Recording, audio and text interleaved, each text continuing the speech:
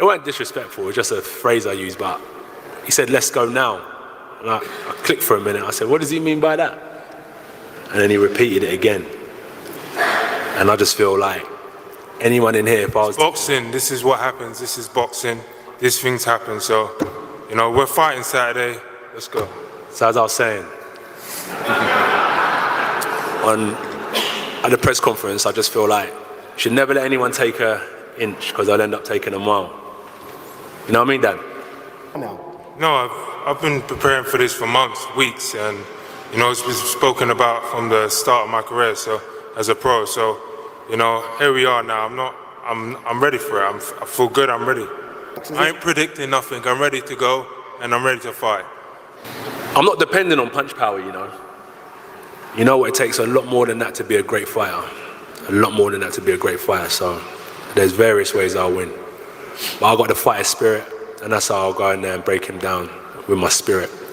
There is no tomorrow. There is no tomorrow. There is no tomorrow. So there you go.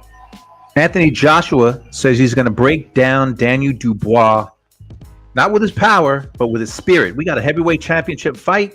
We got fights tomorrow on ESPN. Jaime Munguia is fighting an unbeaten fighter who I don't know much about. So we got fights on Friday. We got fights on Saturday. We've got a heavyweight championship fight.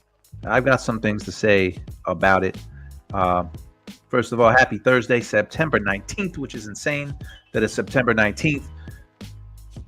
But we got a heavyweight championship fight, and it's a big fight in the UK. 96,000 people are going to be at Wembley Stadium, which it's going to... I've been to a couple of fights in Wales, Anthony Joshua fights, and it's crazy. 60,000 people in these soccer stadiums, 96,000 people.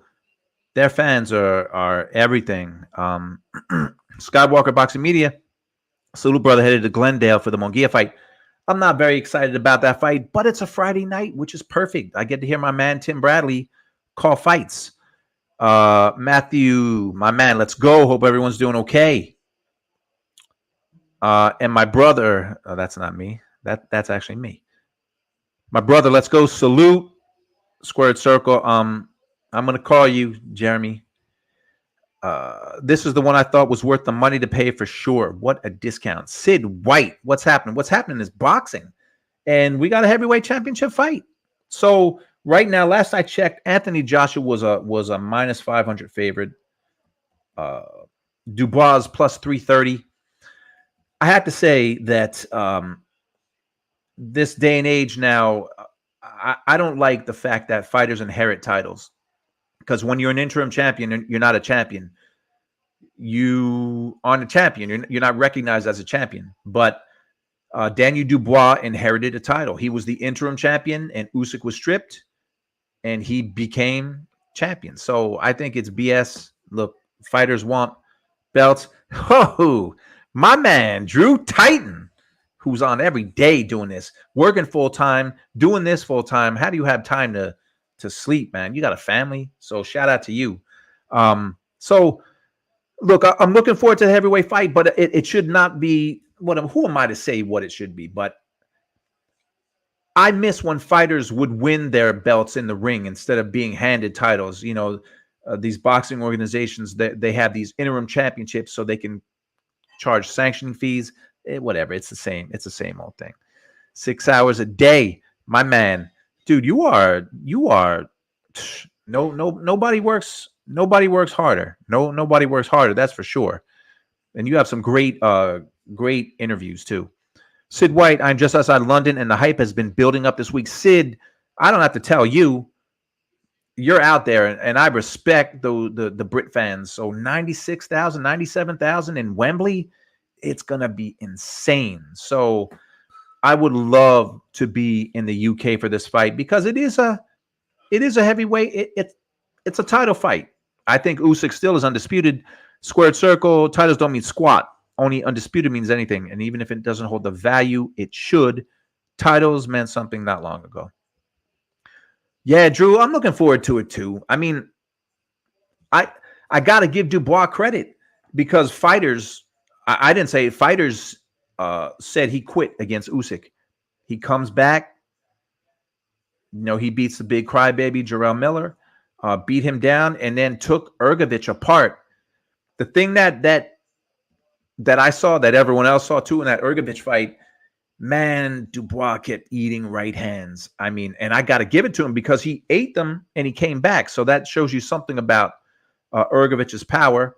You got to give props to Dubois for his heart and chin. But if Joshua lands those shots that Ergovich was landing, it's over. I think Joshua is going to knock Dubois out. And he's going to be a 3-time heavyweight champion. 3-time heavyweight champion for a long time. The only fighter to be 3-time heavyweight champion was Muhammad Ali. It was harder to win titles, of course, back then because there was only one champ. So then it became 2, then 3, now 4. And then Evander Holyfield did it, 4 times? And now Joshua's going to be a 3-time heavyweight champion, at least I think. Matthew, Joshua got this. Easy work. Belts don't mean ish. It's one the fighter that makes a champion. Belts make opportunities. Yeah, I mean, belts are business. So, look, if you're a fighter, if someone hands you a belt, you're going to take it. Squared Circle. I got AJ by KO in 7. I think that's a good bet. Matthew, yeah, Daniel is good at taking brain damage. AJ deserves it. He should have had the chance to whoop Fury. My man Drew, I think Daniel's approach to Ergovich was made to shock him, and it worked. Yeah, well, it has to be different. You're right, Drew. I mean, he can't take those right hands. With Ergovich, he was kind of unknown. A lot of people thought he lost to Zhang. He was a number 1 contender, and then he sat on that and didn't fight anyone for years. He just sat on that being a number 1 contender. Wasn't busy. He fought guys that weren't very good. Was he really worthy of being number 1? These organizations, they're all BS, so who knows? But the Zhang fight was close. It was very close. And boy, I'm telling you, I'm just shocked. I was shocked. I shouldn't have been shocked, but I was shocked. What I was shocked at with Dubois was that he took all those right hands and kept coming.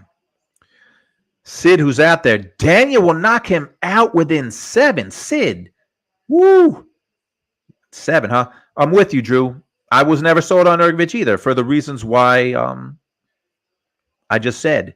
Matthew says the same thing. He was overrated. You can't be more overrated than being a number 1 contender. So he didn't want to risk it, and he was waiting for a title shot that never came. So, man, Sid, let me hear some predictions though. Let me get the link in. But Sid thinks Daniel will knock him out within 7. Man, I don't think so. Joshua's been knocked out before, so who's going to be shocked? Like who's going to be shocked if Dubois knocks out Joshua in 5 or 6 rounds? I don't think anyone's going to be shocked. I don't think it's going to happen. I think it'll be an upset. Dubois is different fighter to the quitter. I don't know what that means, but he gave Usyk a good rumble. And I give him credit for coming back. He lost and got vilified in the boxing press. And again, sometimes it doesn't matter what the fans say. When you hear other fighters saying a fighter quit, because what's worse than in anything in life saying you quit something? It's probably the worst thing you could say. So when fighters say another fighter quit, that means something. And don't forget, Daniel had something to fight for. There you go. Everyone was calling him a quitter, but he ain't going to beat Joshua. I don't think so. He quit against Joyce and Usyk. Oh, well, man, I don't know. Didn't he get his orbital bone broken? Talking about Dubois against Joyce, he got his orbital bone broken. So, that's a tough one. Ruiz is a better fighter than Daniel. Ruiz. Why am I thinking? Oh, when he said Ruiz, I'm thinking. I'm back in the Evander Holyfield days. I'm thinking John Ruiz. Like what? Andy Ruiz. I get you. Sid, you might be half right. If Dubois gets him, it would have to be within 3. Get AJ early is his only chance, in my opinion. You never know. Like they say, it's boxing. One punch. And Anthony got the ground 4 different times. He didn't just give up, just couldn't continue. It's not the same thing. So I don't know. I mean, I think Joshua is the favorite for a reason. He's a favorite for a reason, and I think he's going to win the fight. But Dubois has proved himself. He proved that he's a fighter and that he should be respected. I just don't think he's good enough to beat Anthony Joshua. I think Anthony Joshua is going to be 3-time heavyweight champion, and Usyk has said he's got 2 fights that he really wants. He wants the Fury rematch, which he's getting, and he wants Joshua for a 3rd time. He already beat him twice, so he wants him for a 3rd time, so he could be undisputed again. AJ has not been hit since Usyk. That's true, but he's also been very active, and I think that counts for something. You're right. And you can say Dubois was hit in his last fight. So my man, Drew, man, it's like, I'm like honored, man. I have Drew Titan in the chat. That's saying something. Because let me say, this guy Drew Titan works like 20 hours a day, sleeps 4 hours a day. No, check that. He works 20 hours a day, spends 3 hours a day with his family and an hour to sleep. So Daniel knows how to lose, so he's okay dealing in the trenches. AJ has a habit of coming apart if he can't make it his way. And we'll see. I think he's going to make it his way. But you're right. It's a good point. You just never know. Daniels does know how to lose. Joshua knows how to lose as well. So they both lost. Daniel is not a quitter. A fighter has to do what's right for that fighter to do in his career. Look, I'm just saying other fighters have called him quitter. Doesn't mean it's right. Just means it's their opinion. Ooh, Sid, you're a big Dubois guy here. Soon as Dubois puts it on him, he will fold. So you think that Daniel Dubois has got what it takes to make AJ quit? We'll see. Now, I believe Helenius landed on AJ quite a bit. You mean Helenius landed on Dubois? I know that's what you meant, Daniel. Yeah, Dubois was eating those right hands, and I'm saying, man, this guy's going to get knocked out. And then Ergovich ran out of gas. So, if anything, Daniel proved that he belongs on the world stage with all the best fighters today. Look, there's no doubt he proved that. He proved that, because I think most people thought he was going to lose against Big Baby Miller. I did. And I also thought he was going to lose against Ergovich. So, there you go. Joshua really pushed Usyk the 2nd time. Yeah, he did. Yeah, see? That's what I say. Got to take a nap. But I'm picking Dubois by split decision. Drew, I should drive down to the Bronx and bet you on that. Split decision. Woo. Wow. Helenius versus AJ, 3 fight. Wait, what? Oh, Helenius. I'm sorry, Daniel. You're right. You know what? When you said Helenius, I'm thinking Ergovich. So my apologies to you. Helenius, yes. Yeah, he did. I think that was when he got on this active streak. That was like the first fight he had. And it's funny, man. Like, people forget. When AJ, maybe a year and a half ago, 2 years ago, AJ was done. People were saying he was done. He didn't look good against Helenius. And then suddenly, you know how it is. He gets a couple of knockouts, and now he's the man. Bro's working too much and out of his mind if he thinks Daniel's going to beat Joshua. And good luck all that work will do to my friend. All right. So, yeah, I'm thinking AJ wins this. I didn't see any. I don't know if DAZN had a show. I think they had a show that came on today, but I didn't see anything hyping up the fight. I try to catch those things the week of the fight, and we've only got 2 days. By the way,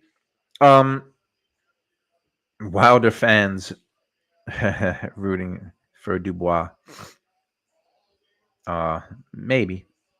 Jaime Munguia has got a fight tomorrow in Glendale, Arizona. It's an ESPN card. He's fighting Eric Bazinian, who's unbeaten, but really hasn't been tested. So Munguia, who signed with Top Rank, he's the headliner. So I'm looking at Bazinian's record. Ronald Ellis, Atlantis Fox. So he's got some names I recognize. Now, take this for what it's worth, but in Bazinian's last fight against Shaquille Finn, it was a split draw. It was a draw. That was his last fight, which was in May in Montreal. I don't know who Shaquille Finn is. He's 26-3-1. So there you go. There you go. So Jaime Munguia headlines a card tomorrow night, a special Friday night card. Richard Torres is on there, the unbeaten American heavyweight who's 10-0, the Olympian. So he's unbeaten. Richard Torres, I interviewed him before. Really good character. You got Emiliano Vargas on the undercard as well, who's 11-0. Man, those Vargas brothers, that makes me feel old because I remember being in Fernando's camp for a day before he fought Shane Mosley the second time, and his kids were there. And it was pretty cool. It was pretty cool. So I want to play something. A couple of days ago, Ariel Helwani, who everybody knows, I'm sure. Ariel Helwani, quick story. We were both at HBO at the same time. He was an intern. I was a PA. He was an intern. And we were at HBO, and I liked Ariel a lot. I got to talk to him a lot back then. We lost touch, and I'm too small. Like Ariel's big time. But he had a show on YouTube, and he had Jim Lampley on, who I just interviewed a few weeks ago in person, and he had Roy Jones on. My man. What's up, Bruce G? Why can't it? Uh-oh. I think I froze up. So hopefully people can still hear me. I think. I'm trying to play a couple days ago. Bruce Ariel Helwani had Jim Lampley and Roy Jones on a show, and it was the first time that Jim and Roy were together in 6 years. So let's see if I can play this. There we go. All right. So, of course, now I'm having issues. All right.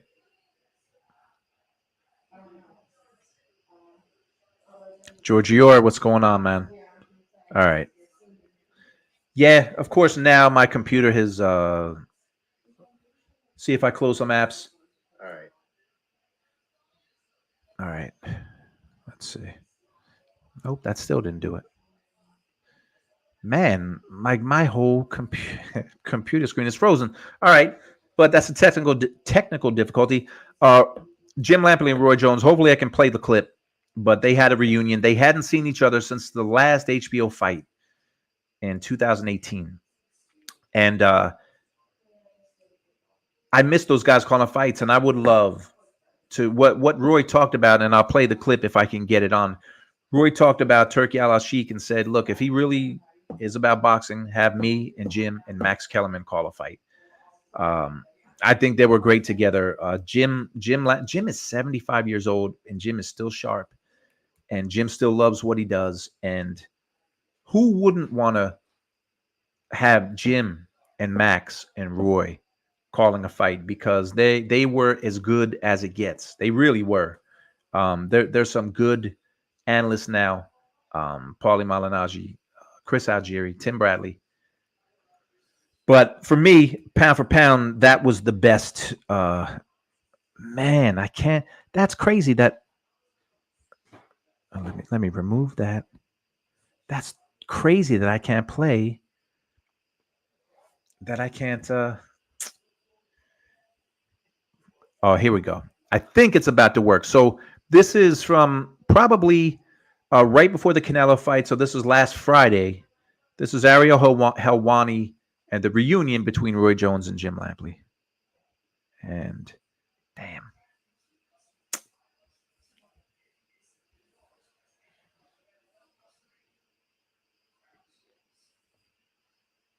Nope. You know what I think? I think it's time for a new computer. That's what I think.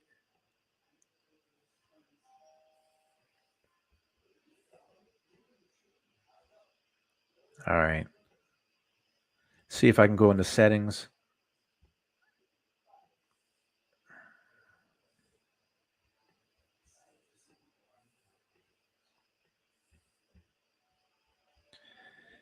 Yeah, it's too bad because this was a good clip.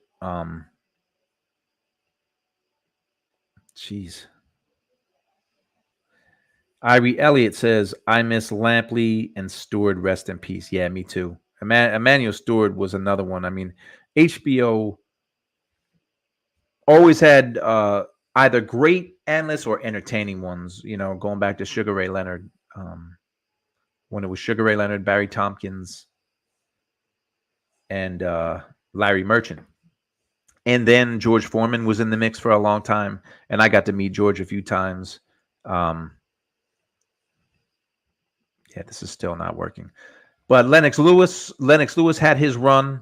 I feel like Lennox Lewis is better now on Fox he was doing Fox fights. I feel like he's better now than he was when he was with HBO. But you know, HBO wanted the heavyweight champion, the former heavyweight champion, to be an analyst, and they got him. All right.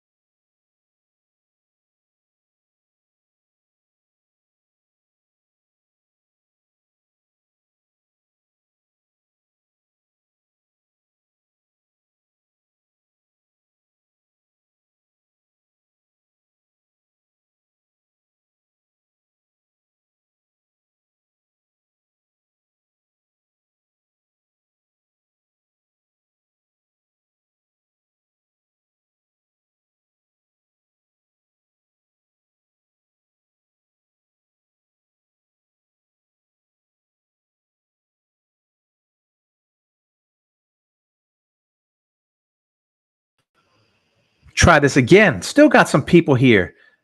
See, there we go. Alex Robinson. Wish Max Kellerman was still in boxing. Yeah, me too. Who I've actually spoken to Max.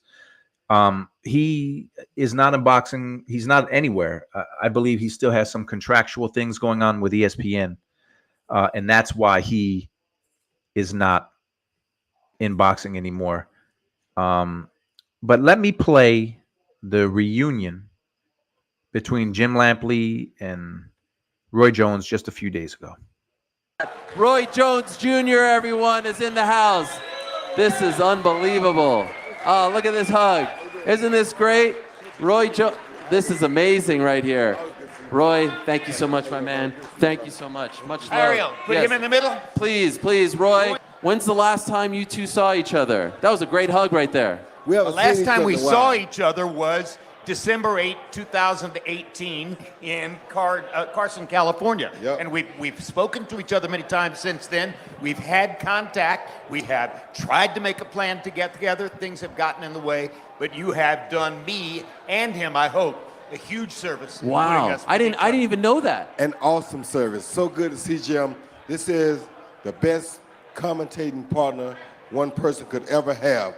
He called boxing unlike any other person I've ever witnessed in my entire life. Amen. Roy fought like nobody else ever fought. That is true. And you guys were magic together on the air. What made him so great? What made him such a great teammate and broadcaster? The fact that he knows how to get out of us what the people want to hear.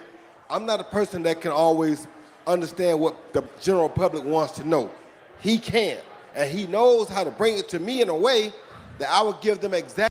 I read that's a good one. Manny Pacquiao getting knocked out by Juan Manuel Marquez. He's not getting up, Jim. Exactly what they're looking for, from a boxing standpoint. Wow. That's a nice compliment right there. Thank you, brother. It's the Thank you fact. very much. Why aren't me and this guy commentating? You tell me. Because they want to pay people cheap labor that don't know what they're talking about Yes. to go out there and do it because you can get them for cheap. Those are facts. That's what I think. There's a lot of people calling fights that shouldn't be calling fights.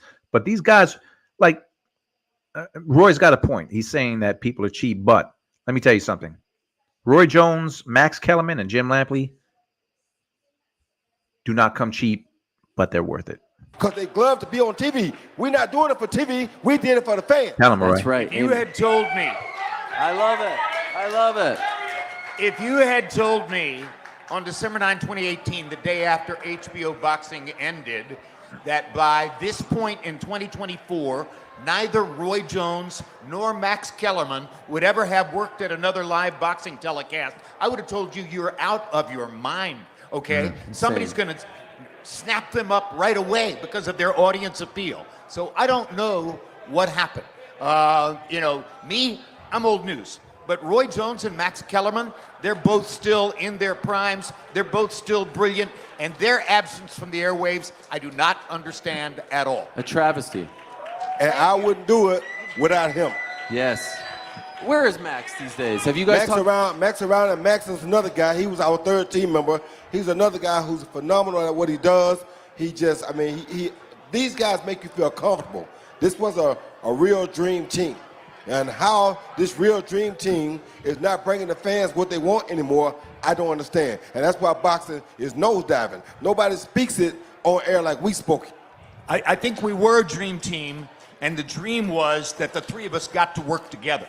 We ate breakfast together. We went to the meetings together. We went to dinner together. Facts. We watched things in the room together. Facts. Because our friendship was even more bonded than our partnership calling the fights. And let me tell you, I was there for 15 years. So I witnessed this. I witnessed these guys. They were together so much during fight week. They would have fighter meetings. They would have meals. They spent a lot of time together, and they were friends. Yeah, you guys have worked with a lot of people, but if you're not friends, right, behind the scenes, that comes across on camera, right? You can't fake that. You can't fabricate that. And none of us fake and fabricate anyway. We just tell it like it is. But for them to be, and even the Saudis, if he really wanted to get in and do boxing a real justice, Thank you. he's still here. I'm still here. Mac's still there.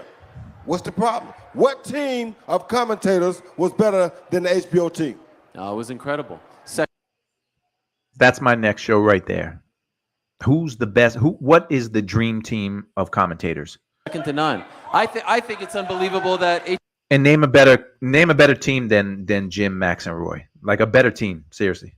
HBO hasn't got, like, it's right there. It's right there for the taking for them. But for whatever reason, some executives. I can't believe that some Showtime star as well. executives at AT&T thought it was a good idea for HBO to drop boxing after they bought it. What's that all about? Yeah, facts. It was tremendously integral to the growth of the franchise. God, Roy And that's Jones Jr. everyone. That's Jim Lampley saying that. For HBO to drop boxing. That was Jim Lampley saying how important boxing was to the franchise, and that's got to be my next show. I mean, I want to hear about some dream teams. Like, I think they're probably, for me, the best team ever. But who's better? Who's better than them? I want to know what people don't mix and match. You know, put the broadcasting teams out there. Who was better than those guys? I'm in TV production, and I can tell you that the landscape has changed. When I was at HBO, and Showtime was the same way, but I was at HBO. HBO was meticulous with the graphics, meticulous with the features, meticulous with everything. The best announcers, the best fights, the best production, period. And I watch all these fights. You can't hear the corners now most of the time. What TV production is doing is they're going cheap. It's all about a budget. I don't even think these executives look at the final product. And sometimes you can't hear the fights. They don't care about the fans. All they care about is running commercials. The production value has gone down tremendously. And I'm just telling you because I was at a place where HBO did it better than anyone. this is not living in the past. This should be how it is now. And now ESPN is different. ESPN, their production is excellent. Now they don't show corners because they go to commercials. So it's a shame. Daniel Wood says exactly right. DAZN especially. Also plucking people from YouTube who will be more subservient. Look, you heard what Roy said. These people want to be on TV, so they'll get paid cheaply. I'm not saying there's not good analysts now, but I'm talking about everything from graphics to highlights to replays. There is no emphasis now on production, except maybe at ESPN. There just isn't. For the most part, there just isn't. Prime has a lot of the people I think that were with Showtime, but it's still not the quality that Showtime had. So, yeah, it was like a family. But again, I thought that at one point, but 4 years before HBO met its demise, they started to lay people off, and I was one of the people that got laid off, and that hadn't happened in probably 20 years. So it is what it is. But let me get. I'm only on here till 8, so let me get a link in. Talk about whatever you want, but man, I would love if anyone can come up with a better, and I'm open to listen, a better broadcast team. That's going to be my next show, but I'm saying better broadcast team than Jim Lampley, Roy Jones, and Max Kellerman. When I was growing up, I loved. This is going way back, so yeah, Victor. And you got to throw my man Harold in, who I was friends with. I was legitimately friends with him. Yeah, Harold was something. When I was a kid, CBS, Gil Clancy and Tim Ryan, man, those guys were good. NBC had Ferdy Pacheco and Marv Albert. And ABC had Alex Walu and an ex-football player. I forget his name, but I loved Gil Clancy and Tim Ryan. And it was that's when they did two-man booths. Now it's 3. Vin Scully. He probably did boxing, but come on. Man, he was not a boxing guy. I'm really surprised with all the fallout that HBO hasn't got back into boxing because they could take over. They know how to do it.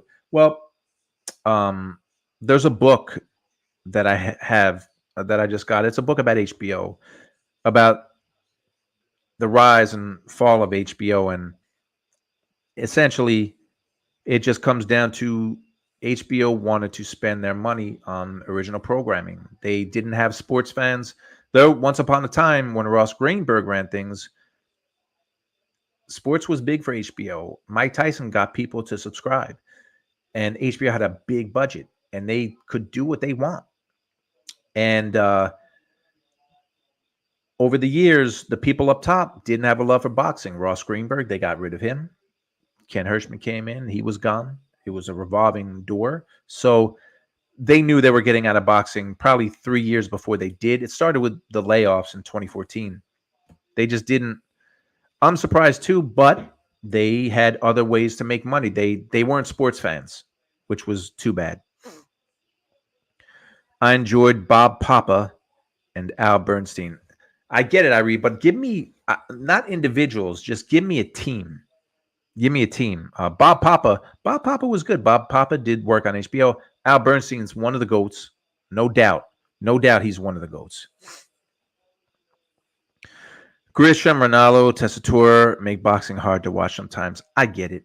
I wasn't particularly watching the Canelo fight, like Moro and like those.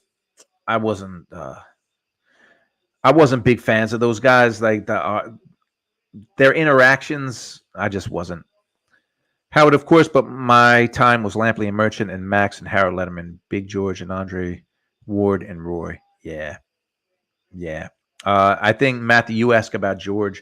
I think George just was ready to go. George Foreman did it for a long time, and it's travel and it's work. Although George, I don't know if George ever read the research that we would send him. I was one of the guys that I was a PA and I did graphics for a long time. So one of my jobs was to send packets of research to all the talent and give it to them on site so that and give them fights to watch. So I don't think George really looked at those packets too much, but let me see. The link is out there. So if anybody wants to talk some boxing, I think George was just done. George was done. He did it for a long time, and he was entertaining. He had his moments. Danny Woods, Malignaggi was good, but seemed to get in trouble after telling the truth. Yeah, look, Paulie is one of the best to me. Paulie and Roy just put things in perspective. Chris Algieri's excellent. And Tim Bradley, like there's some excellent people out there right now, though. Chris has done some ESPN, but I don't know how many people watch Pro Box, but Paulie is on there, and Paulie is just he's great at letting you understand what's happening, because you have to break that stuff down quickly. The reason why Aria is doing it is the exact reason why Roy and Jim Lampley are not. Yeah, it's I'm sure they have, again, I'm sure Jim Lampley has a big price if you want him to work with you. But he said in interviews, he said to me in person, that no one offered him a job. I think he was close to getting something with DAZN. And I mean, he told me why. I won't repeat it, but he told me in person why he didn't get anything from DAZN, which blows my mind and shows me how idiotic people are at the top. It was someone at the top at DAZN who was just idiotic. Yeah, that's Moro. Yeah. What's up, Ringoster? So listen, the link is out there. I'm out of here at 8 or before, but is there excitement for tomorrow? Jaime Munguia on Top Rank on ESPN, and then you got a heavyweight championship fight. Even though we all know Usyk is the undisputed heavyweight champion, you got a heavyweight championship fight because Daniel Dubois inherited a title. He didn't win it. He inherited a title, and he defends against AJ, and now AJ's got a chance to be a 3-time heavyweight champion in the world, just like Muhammad Ali. Anthony Joshua can go in the books. Oh. Man, that it'll come to me. Don Dunphy. Don Dunphy is that old school guy. It wasn't Vin Scully. But Vin Scully, I think, did some, but Vin Scully was known for baseball. Vin Scully probably did some boxing in his life, but Don Dunphy was the man for years and years and years. So he was the man in the sport of boxing, but it definitely wasn't Vin Scully. Yeah, look, I mean, yeah. When I was there, there was but I was there not at the height, because I think the height to me was probably the late 80s, early 90s. I got there in 99, and I was there for 15 years. So unfortunately, I witnessed a lot of the demise. They got rid of the documentary team. They slowly started to look. I was there, and every year we were told, we would have meetings, and we were told that the budget was decreased. So there was less features. There were less 24/7s. There were less countdown shows. So, but that's what happens. The people above, again, Sopranos, all their original programming was blowing up. So it was a long-term play. And Jim Lampley said it best. He didn't understand, because sports was integral to HBO at one time, but then it wasn't. And it's a business, and they got rid of it. So Al Bernstein and the Colonel. Yeah. So let me stop this. So want to play something here. It's called a rough cut. It's not quite edited, but there will be documentaries on some old fights, some old USA Network fights, some old HBO fights. And one of the fights that we're doing a doc on is from 1992. Kevin Kelly and Troy Dorsey. If you don't know who they are, Troy Dorsey was a former featherweight champion of the world. Kevin Kelly was a future featherweight champion of the world. They fought in 1992 in New York City. So here's a rough tease. Now this is rough. But this is and this is not edited, but this is what the show is going to be on.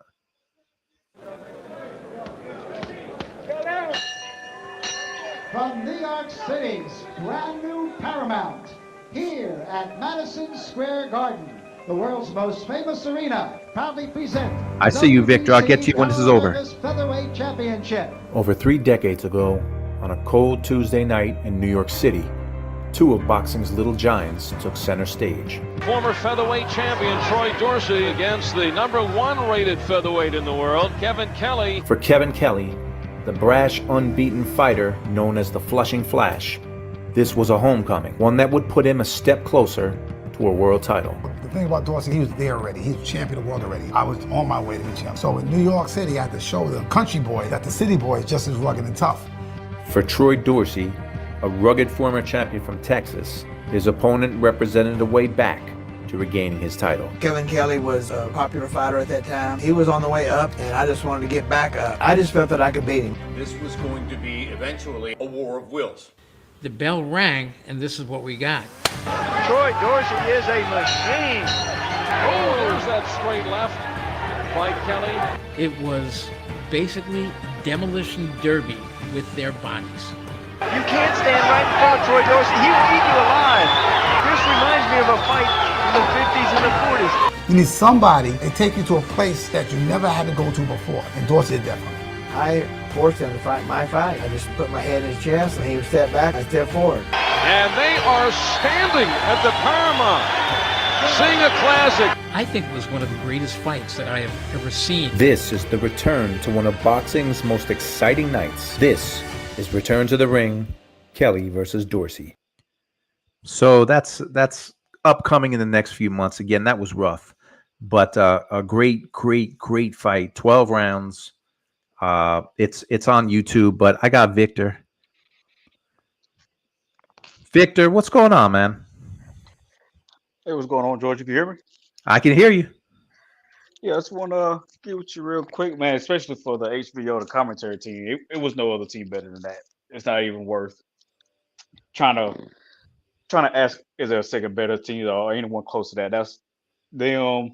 I mean, Harold Linneman. Of course, we have Emmanuel Stewart with him. Yeah, the expertise that they had there, man. It's nobody ever comes second to it. Not even close. I agree. And if people, a lot of people liked the Showtime team, and I have a lot of respect for them. But and you're right, Emmanuel Stewart too, because Emmanuel was great at his job. And like you said, Harold Letterman, who I was friends with. I'm biased because I work for HBO, but those guys were great. Roy Jones was. Oh yeah. I mean, and Jim Lampley, when Jim was into a fight and calling a fight, like some of his calls, like you never forget the calls. And Max Kellerman, like these are guys that I don't know, man. It would be hard for someone to say there was a better team. Now some people might have other announce teams that were their favorites, but for me, those were my guys. Yeah, like you said, they say a better team now. It's not even no one out there. I think what made them so good is they had a diverse, experience. You had Roy Jones there, of course. You had Jim. Of course, you had Emmanuel Stewart. So you had people speaking from different backgrounds, all within the sport, but can give you different outlooks. You have Roy there being the championship, and at that time, probably, well, to me, one of the best, if not the best guys around at that time. Right. Then you had Emmanuel Stewart coming from a training perspective. Then you also had Jim there as well, too. So putting all three of those together, of course, I think at the same time, they wouldn't always agree with each other just to agree with each other, just to make the show look good. There's a lot of times they had disagreements, but it was respectful. And all three of them could still look at the same point and still value each other's opinion. It just wasn't one of those things where they will all just be friends just to make the show good. But having all three of them together still made the team what it was and made HBO for its boxing what it was as well, too. Yeah, I agree. And what now I've talked to Jim and he said it. He's been on many interviews.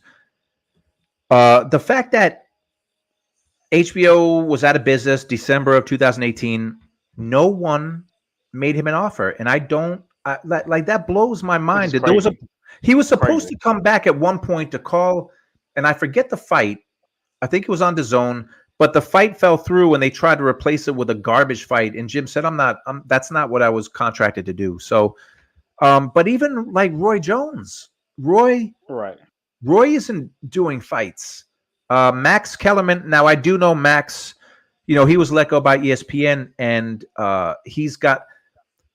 I think ESPN. They probably had some kind of an agreement with him where they're still paying him up to a certain point, and then he can do things. But it blows my mind that Roy's not doing it. Look, Jim is 75, but Jim still, like, I literally a couple weeks ago was at Jim's house interviewing him. He still is Jim Lampley. Like, he moves a little slower now, but when he starts to talk, he's still Right. Jim Lampley. You He's can't still take that kind of Jim. knowledge away. That kind of knowledge you can't take. You can't take that kind of knowledge away.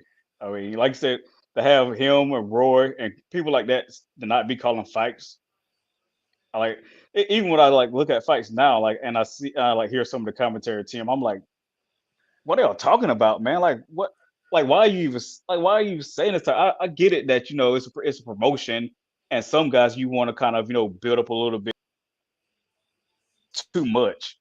Like it's overboard, and it's like it's almost disrespecting the other fighter to the point. Like this other guy, I mean, he still is a boxer, he still is an athlete, he still is in there competing. Don't just overlook him and not give this guy the benefit of the doubt. And I Yeah. like the A side of this guy is just come here just to clean up and leave. At least give the respect to the other guy of giving him some type of benefit that he is here competing. But it gets to the point now, like I said, I think it's to where promotions are more so, more keen on having commentators there who are more popular instead of more knowledgeable. Having people that that you identify with on YouTube or social media to get that more of a draw to the promotion instead of having someone there that knows what they're talking about more than just the X's and O's of any sport, whether it's boxing, American football, whatever it may be. But having someone there that actually knows the sport and actually dedicated, a decade or two to studying this and being a part of this instead of just having someone there that's popular just for clicks and views or whatever it may be. But like I said, that people have like Roy not commentating on fights or Jim or Mike's Kellerman to have them not involved in boxing anymore, like at all, is to me it's just crazy. Like I say, it takes something away, especially when HBO went away. That's kind of what I grew up on. The Tito's and the Bernard Hopkins there. Right. Even taking all the way back to fighters that people really don't know, like Angel Manfredi or Wilfred Benitez. That's way back in the day. Oh man, yes. Fighters like that. Winky Wright. That's the generation I grew up on watching Winky Wright and things like that, and watching them call those type of fights, man, was to me which was a really good or the best time of to me the golden age for my generation of boxing. At least when I grew up, it was. I'm with you. In Triller, C Perceptions, Triller. Jim was supposed to call a fight for Triller. That's what it was, and it went away. But look, Victor, like I'm with you. Real quick, I was a lifelong boxing fan, and I was I went to school for communications, TV, and I got to work at HBO. So I grew up loving Sugar Ray Leonard, and I mean I have a poster of him beating Wilfred Benitez behind me. So Sugar was my guy, and I'm at HBO, and I'm working with these guys. I'm getting research for Jim and George Foreman and Larry Merchant and then Harold Letterman. Like being able to like talk to those guys and see how they went about their business. So I'm completely biased, but I love those guys before I worked at HBO. Like I thought HBO did everything great. And now, like, I don't want to bash people, but I do know for a fact television production is cheap. Meaning they don't want to pay. They get people that really don't know what they're doing. And I'm not just talking about analysts. I'm talking about like in production.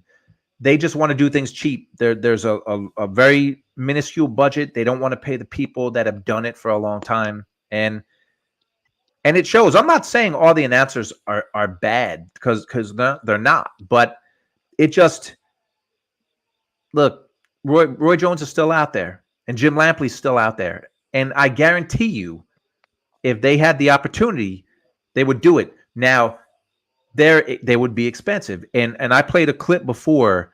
I don't know if you saw it, of Roy Jones and Jim. They had a reunion, and Roy said, "Turkey, like he's the one that pays the money. Turkey Al Sheikh, Yeah, if he wants to spend the money, spend it on Roy, spend it on Jim. Max probably can't do it yet, but maybe that's going to happen. But I'm with you. Those guys, those guys were everything, and they're still around. They're still available. Look, they're still good analysts. I don't really want to bash. It's an unnamed channel that does fights on Tuesday nights. And they've got an analyst doing color that he's a former football player. He doesn't know boxing, and it shows because the main analyst knows boxing, sets him up. Like, I want to hear someone tell me why something's happening in the ring. Like, you don't have to be an expert, but give me some kind of a sense of why it's happening. And that's what Roy could do. That's what Paulie Malignaggi could do. So, yeah. It's just I'm with you. Give me why. Yeah, give me why the X's and O's are being executed in the fight. I can see the guys throwing the jab. I can see the guys throwing a right hook to the body or left hook. I can see that, but give me a little bit more of how this is being set up or what the guy needs to do other than that, so he's not get hit by the jab. Whether it's distance management, or whether he's crowding himself with his jab, or he got too long of a reach and he's staying in too tight. So a lot of guys, like I said, I don't think it's bashing. But I think it's more so of that, a lot of promotions or the team, they may have these people on, they just don't have the experience to know what they're seeing. And they may just have them there just for the look and the aesthetics of to say, hey, look at us. We have this guy on our network or this guy commenting for us because it's going to get more views, especially when that person is popular, instead of having someone there. I say it doesn't have to be Roy or Jim or someone like that, or Mike Kellerman or Paulie Malignaggi. It doesn't have to be someone like that, but at least have someone there that knows what they're talking about, that can break it down more than just what everybody else on the couch is already seeing. So I don't get it, Mike's or Jim or Roy, they're gonna come with a price tag. And you don't always have to have them there for every fight, but when it's something of significance, something that you need a little bit more breakdown for, I think it would be good to have those guys bike for things like that, to have them there just to get a little bit more of a retro, a little bit more of a nostalgic feeling for certain events. Yeah, I agree. Look, it's not easy. I think a lot of people think, oh, it's easy to call a fight. No, it isn't. It's not easy to broadcast. It isn't. But I see a lot of fights where I'm not really learning. Like, you're right. Don't tell me, oh, he keeps getting hit with a jab. Tell me what he can do to stop getting hit. Or at least tell me, look, he's got to make an adjustment. He has to do something. HBO was the first network that started to show the corners, and they started to do it less and less because they would show promos too, but they would always show the corners. So that's such a big story in a fight. And now on pay-per-views, usually they're going to they break away and do a commercial. They talk about what's coming up next. They show a fighter in the locker room instead of showing you the corners. That's such a big part of the sport, man. Like, think about like you old school stuff. When Aaron Pryor and Alexis Arguello fought the first time, the HBO microphones caught Aaron Pryor's corner saying, "Give me the bottle, the one I mixed." And Angelo Dundee saying to Sugar Ray Leonard, "You're blowing it, son." The corner, that's part of telling a story, and they don't do it anymore. That's part of the fight. That's the main part of the fight. I mean, that's just getting in. It's more of an intimate feeling in the fight when you get both corners, 20, 30 seconds out of each corner. Like I say, remember certain corner comments, the corner commentary of like when Teddy Atlas was with even with Tim Bradley recently, or going back when Teddy Atlas was with Michael Moore. Against Holyfield. Emmanuel Stewart with smacking Lennox Lewis against Tyson. Tell him that you let them go too much. You let them go too much. You let them F around too much. You're gonna mess around and get you out of here with some hot stuff or whatever like that. Those are the quarter moments. To some people it may not mean a lot, but to someone that's in the fight, you get to see that in-depth corner, training this fighter, letting him know what he's doing wrong, or to try to get him back into the fight. To me, that's what gives it the fight that more of personal feeling where you're into it. You standing right in front of the TV, you feel like you're in it almost. But you don't get that anymore. You just get like the cutaway to a TikTok, movie, a new movie Right. update, Right. new movie trailer or Exactly. something. You It you takes get away from it, man. promos, which look Which is fine. when people are paying for a pay per view Right. and you're showing promos instead of a corner, but it's all about that was my point. It's all about the bottom line for them. It's all about business. They honestly they don't care about telling a story anymore. I'm talking about like the networks. They don't care about telling a story. It's Right. about all right. Well, we got a promo. We got commercials. We got sponsors. We got to take care of them. And I get that's part of the business, but HBO and Showtime used to be able to do that without it impinging on the broadcast, and they would still bring you the stories. It isn't done anymore, and it's not. I'm not saying let's go back to HBO, but you can have good quality production. They just don't care about it anymore. They just don't care. Yeah. Even the HBO countdown shows, that would be like some of the best shows. And if Man, speaking of do you that know how now, many of those I produced? So many of right. those, and I love those. They We were love so them. good. They were so good. You got more involved with the fighter. You got more to see what it was doing. Now, if you do get it, it's like a 10-minute, like a little 10-minute show or something like that. Exactly. that you really don't see anything of. But then it was like You a whole 30, 45-minute, I mean, show or hour show almost, and you got to see a lot more. Just about the fighters' life, the training camp, their families, the training staff, everything that was not everything that was going on, but you got to see more involved coming to the fight. So when the fight got there, you felt like you was almost a part of the training camp, right. like you was Listen, almost a part of like a part of it. before Canelo Berlanga, Prime had 2 episodes. I don't even know what they called the show. One was like 11 minutes. One was 13 minutes. I see It both was- of them. I was like, is there another part of this I'm missing? But it was the whole show. Now it was Each the fight got same like 50 guys. minutes. Yeah. It was the same guys that did All Access, so they're good, talented. But it was like 24 minutes between 2 shows, and they just don't care about. I can tell you this for a fact. A guy that runs one of the streaming networks that I used to work for. We talked all the time because he would kind of make fun of HBO and say, "Oh, you guys were spoiled and this and that." He literally thought that features on fighters were being made just so fighters' wives would see those and let their husbands watch the boxing. He gave no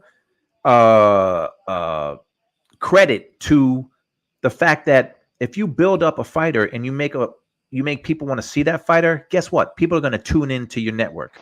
Mike Tyson, Exactly. they did with Mike Tyson. With his rise with HBO, they had a feature every single time he fought. And that's what I used to watch. I was like, man, I got to see more of this guy. I want to see more. Did it with Oscar De La Hoya. They made those stories so you had, it meant something. And I lost you, Victor, but it meant something. You would see these stories and it meant something. You wanted to see these fighters fight, and they don't do it anymore. And when they do it, it's stuck on YouTube. Again, they did 2 shows for Canelo Berlanga. They were 24 minutes in total. One was 11, one was 13 minutes. So it's just a different time. Victor, I'm sorry I lost you. Victor, let me get you back. I'm going to get out of here soon. I lost you for a second there. Yeah, that was on my end. Sorry about that. No problem. But yeah, you get my point. It just unfortunately that's how it is now. That's how it is. That's not important anymore. Yeah. Telling stories. It's the history of boxing. But it really should be important. I mean, because you don't know a fighter. You just know, oh, this guy's got speed, he's got power. You don't know how he got there. And it doesn't have to be the same old story. Every fighter's got a journey. Yeah, like every person in the world's got a journey. And if you have the right people to tell those stories, it could be intriguing. And I don't know, man. A lot of people are just missing the boat. I think one of my favorite. I don't know if you was a part of it, but I think one of my favorite shows that HBO did lead up to a fight was the documentary that they did on Johnny Tapia. Oh, I wasn't on that, but it was amazing. It was amazing. Yeah, definitely, it was amazing. That's probably one of my big. I would say, I know it's maybe not to other people, but I think if you're, I guess how people may look at when they say a favorite fighter, but to me, Johnny Tapper is one of my favorite fighters of all Yeah. time. When you say a fighter, a boxer, to me, that was one of my favorites of all time. And then seeing that documentary, I think to me that just gave him more credit or shining more of a light on his entire, not just his boxing life, but his entire life. I think more people seeing things like that, they will be more involved with a fighter, knowing where that fighter came from, and then appreciating their skill and actually inside the ring too. But I thought that was one of the best ones. Oh, That to was a me, just one of great just doc. a more in depth of just his life outside of the ring. To me, that's what made it so much. Made that documentary so much good for him. Yeah, that was a great one, and there's been a lot of great ones, but these streaming networks and platforms, they have budgets, and they don't have a budget to do that anymore. So, some shows are good, some shows are terrible. Like DAZN has had some terrible shows leading up to fights, but that's how it is, and I don't know if it's going to change. But Victor, I'm about to bounce out of here. I think I'm back on tomorrow night or Saturday. You got to jump back on, man, because you know some of the old school fights. Like as soon as you said Wilfred Benitez, I was like, okay, this guy knows. Yeah. He knows the history of the sport. So Definitely, man. If you back on, one thing too, man, you gotta. I don't know if you can do it, but you gotta start like your sparring sessions, man. I ain't gonna put too much pro box stuff here, but you gotta start your sparring sessions back. That was one of my favorite things on when you was there with pro box and seeing you Palomalaji and Chris go back at it. See you probably go crazy over the score, so you gotta start that back somehow. And here's the cool thing about that, and I agree. Here's the cool thing about that. I would come up with all the topics, and they wouldn't know.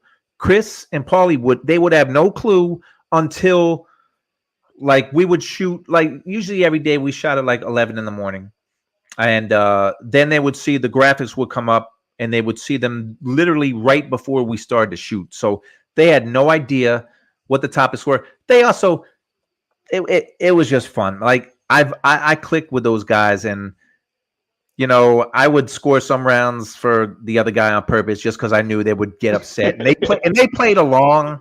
Yeah. Yeah, man, that was a unique show. The format's been done, but it was a unique show for boxing, and it was a lot of fun, man. It ain't the same without you, man. I'll put it like that. I appreciate that. It's nowhere as near as entertaining. I appreciate that. Anymore. Now it's like I said, not bashing, but now it just seemed like it's just like every other show.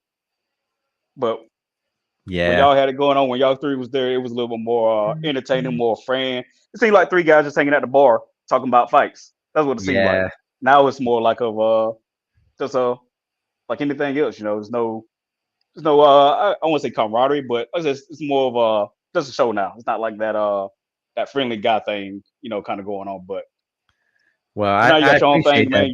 You're doing good things over here. So hope you're trying to keep pushing, man. As I've been watching you since you first came on. It's my first time jumping on here with you, but jump on, man. I put the link in, so please feel free to jump in. Oh yeah, I said if you be back tomorrow, man, I'll be back on here watching either way. All right, Victor, appreciate you. All right, take it easy, man. All right, you too, man.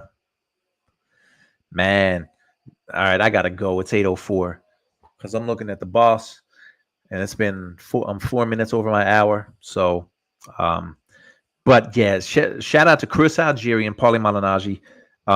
Sparring session was a fun show, and I'm sure it's on YouTube somewhere.